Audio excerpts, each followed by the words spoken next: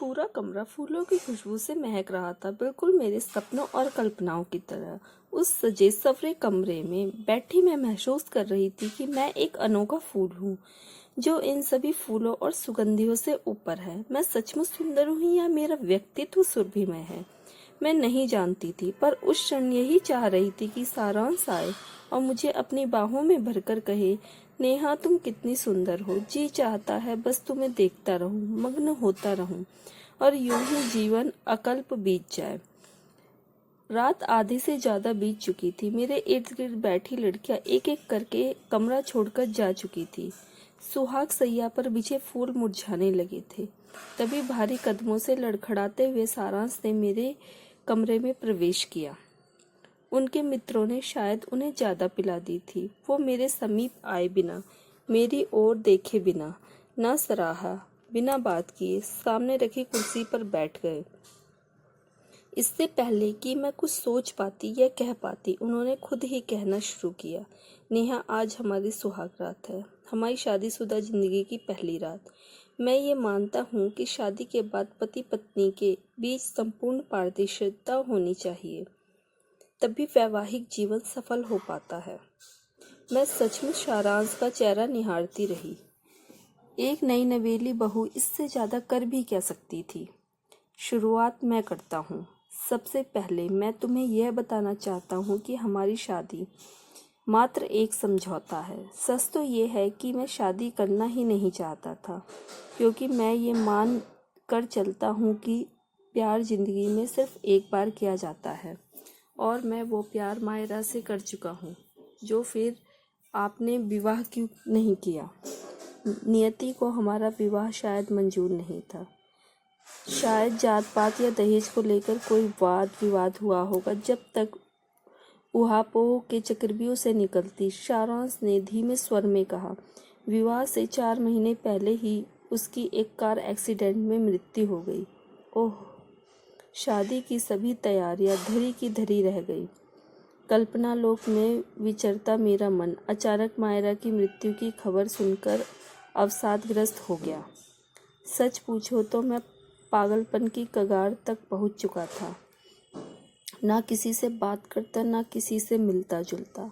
माँ पापा ने कई डॉक्टरों से संपर्क किया, मनोविशेषज्ञों से विचार विमर्श किया।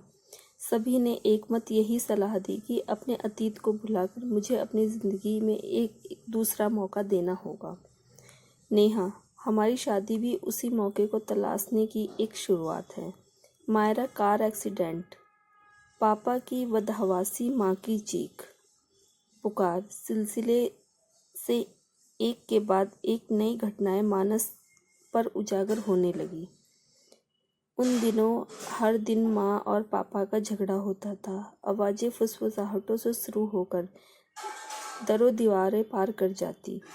पापा माँ को धीमे स्वर में बात करने को कहते। शायद वो नहीं चाहते थे कि उनके अवैध रिश्ते की भनक उनकी इकलौती बेटी के कानों तक पहुँचे, लेकिन माँ तो तब तक अपना पूरा आपा खो चुकी थी। पापा का किसी दूसरी महिला से संबंध है। जवानी की दहलीज पर पहुंचकर इतना तो मैं जान ही चुकी थी, लेकिन उनकी एक अवैध संतान भी है ये नहीं जानती थी।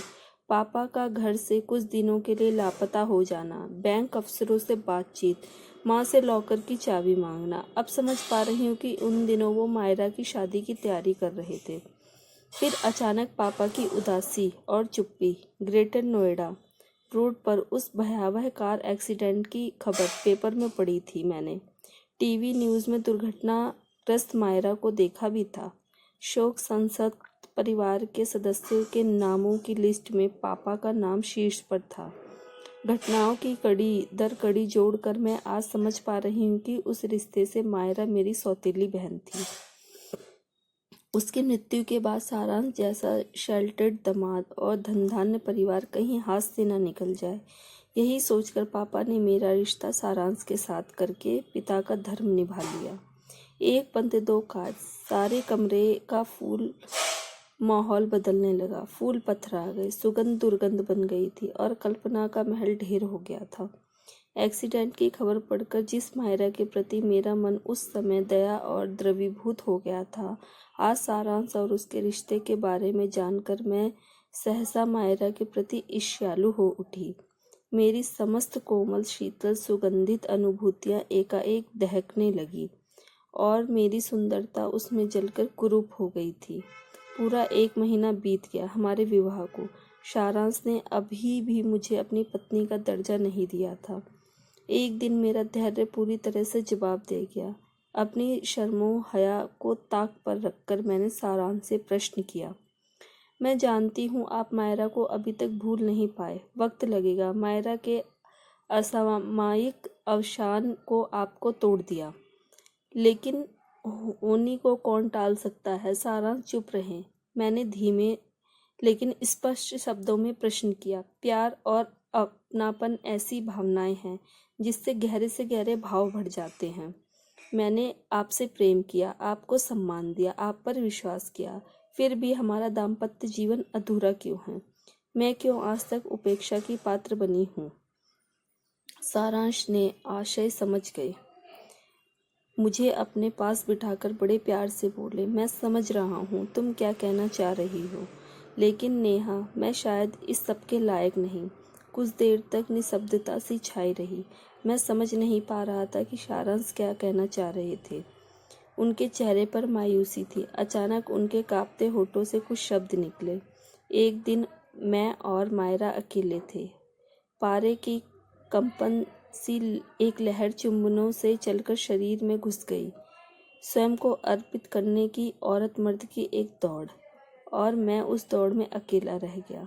सोचता हूँ अगर वैसा ही दोबारा हुआ तो तुम्हारी तिरस्कृति नजरों मेरे भीतर जन्मे हीन भाव को पुनः उजागर कर देगी। चित्त की गति से होता है पुनर्मिलन। जब पति और पत्नी का चित्त एक दूसरे के लिए गति करता है और वे एक दूसरे के प्रति अनुराग और आसक्ति से भर जाते हैं, तब उनका इस जन्म में तो क्या अगले जन्म में भी अलग होना संभव नहीं होता। चित्त की गति ही उन्हें पुनः एक कर देती है। बस एक दिन के अनुभव से आपने अपनी हार का फैसला कर लिया? मैंने सारांश का हाथ अपने हाथ में लेकर पूछा तो उनकी आंखें नम हो आई।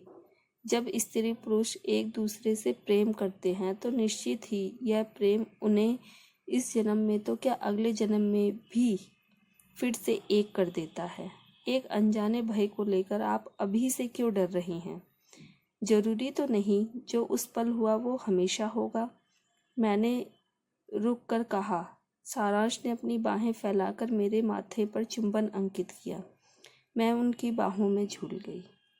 आज की कहानी आपको कैसी लगी हमें कमेंट करके ज़रूर बताएं। वीडियो अच्छी लगी तो लाइक करें, कमेंट करें और सब्सक्राइब करें।